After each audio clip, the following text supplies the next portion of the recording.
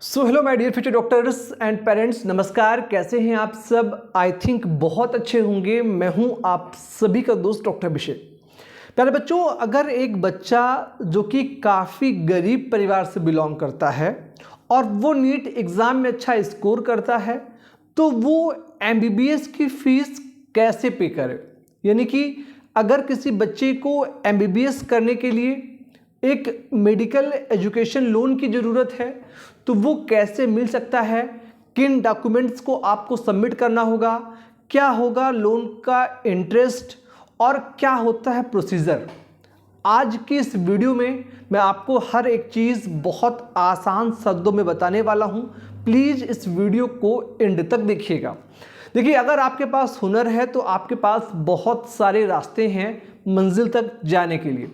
और एमबीबीएस में आपको जब एडमिशन मिलता है उससे पहले आपको लोन के लिए अप्लाई करना होता है। बहुत ही आसानी से एजुकेशन लोन आपको मिल जाता है। एजुकेशन लोन को लेकर आप अपनी एमबीबीएस की जर्नी को स्टार्ट भी कर सकते हैं। अब एक बात बहुत सिंपल समझिएगा कि अगर आपको एक गवर्नमेंट सीट मिलती है और आपका जो लोन अमाउंट है वो 5 लाख से कम है, यानी 5 लाख रुपए से कम है, तो उस केस में आपको किसी भी प्रकार की कोई गारंटर की ज़रूरत नहीं होती है। गारंटर का मतलब ये होता है कि आपको किसी ऐसे व्यक्ति को रिप्रेजेंट करना होता है बैंक के सामने कि अगर किन्हीं कारणों से मैं लोन नहीं दे पाता हूँ तो ये जो दूसरा व्यक्ति है ये लोन देने के लिए उत्तरदायी होगा। 5 लाख रुपए तक कोई नीड नहीं है। आप किसी भी बैंक में, गवर्नमेंट बैंक हो या प्राइवेट बैंक हो, आप कहीं से भी लोन अप्लाई कर सकते हैं। गवर्नमेंट बैंक और प्राइवेट बैंक में फ़र्क क्या है कि गवर्नमेंट बैंक का जो लोन का प्रोसेस है वो थोड़ा टाइम टेकिंग है, मिलता टाइम से है, लेकिन आपको लोन का जो इंटरेस्ट है वो थोड़ा सा कम है। प्राइवेट बैंक आपको इंस्टेंट लोन तो प्रोवाइड कर देते हैं लेकिन उनका रेट ऑफ इंटरेस्ट थोड़ा ज़्यादा होता है। आप किसी भी गवर्नमेंट या प्राइवेट बैंक, चाहे एसबीआई हो, बैंक ऑफ इंडिया हो, पंजाब नेशनल बैंक हो, सेंट्रल बैंक हो, किसी भी बैंक से आप अपना एजुकेशन लोन ले सकते हैं। अब मैक्सिमम ड्यूरेशन जो होता है लोन लेने का वो 15 ईयर होता है। आपको 15 साल तक के अंदर बैंक को पैसा पे करना होता है। अब आप सबको पता है कि एमबीबीएस की पढ़ाई टोटल 5 सालों की होती है और अगर आप पीजी तक जाते हैं तो 7 से 8 साल या 10 साल का समय, और 10 साल के बाद आपको हर हाल में बैंक को पे करना होता है।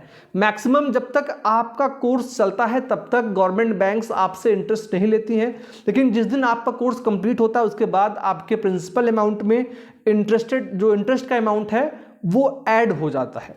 अब बात आती है कि सर कौन कौन से इंपॉर्टेंट डॉक्यूमेंट्स लगेंगे। तो आप अपने बैंक में जो भी आपके आसपास नज़दीकी बैंक है, एसबीआई बेस्ट यही रहेगा कि आप एसबीआई से ही लें। बैंक के अंतर्गत जो है अप्रॉक्सीमेट आपका इंटरेस्ट लगभग 8% पर ईयर पड़ता है। अब इंपॉर्टेंट डॉक्यूमेंट्स में सबसे पहले आपका एक पहचान पत्र जिसके अंदर आपका आधार कार्ड, पैन कार्ड और वोटर आईडी, पैन और आधार मस्ट है। इसके अलावा आपके पास एक बिजली का बिल अगर है या आपका कोई रेजिडेंस सर्टिफिकेट है जिसको आप निवास प्रमाण पत्र बोलते हैं वो देना है। इन सब के अलावा आपकी योग्यता क्या है, मतलब आप 10th की मार्कशीट, 12th की मार्कशीट, आपके नीट का जो है एडमिट कार्ड, नीट का रिजल्ट, आप इसमें रैंक लिखा हो और फिर जिस कॉलेज में आपको जाना है तो वहाँ से आप पूरी फ़ी का डिटेल लेकर भी आप सबमिट कर सकते हैं। इसके अलावा आपके मम्मी पापा का जो आय प्रमाण पत्र है, इनकम सर्टिफिकेट है वो, प्लस अगर उन्होंने कोई आईटीआर फाइल किया है तो उसको भी आप सबमिट कर दें। बैंक पासबुक की कॉपी आपकी भी, अपने पेरेंट्स की भी।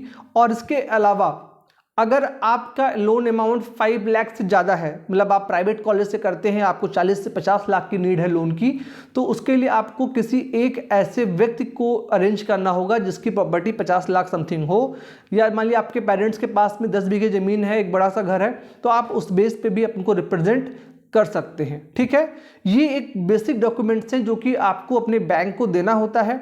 आपका बैंक आपके डॉक्यूमेंट्स को सबमिट होने के बाद वेरिफिकेशन करवाएगा और उस वेरिफिकेशन के बाद आपका जो लोन अमाउंट है वो मिल जाएगा। बैंक आपको लोन आपके ट्यूशन फीस और आपके जो हॉस्टल्स के खर्चे होते हैं, जो एस्टिमेट बनेगा आपके कॉलेज से, उस बेस पे प्रोवाइड करता है।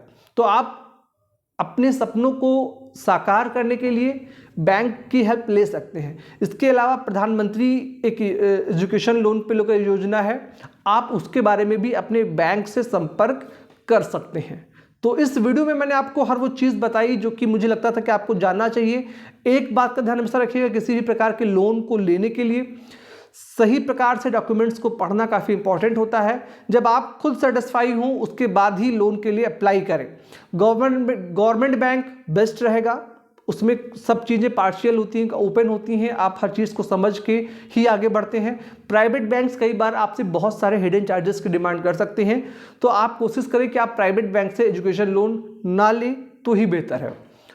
अगर अभी भी आपको कुछ जानना है इस विषय के बारे में तो आप अपने कमेंट्स में दे सकते हैं। इस वीडियो में इतना ही। आप सभी ने इसको देखा, आप सभी का बहुत बहुत धन्यवाद। Thank you so much. जय हिंद।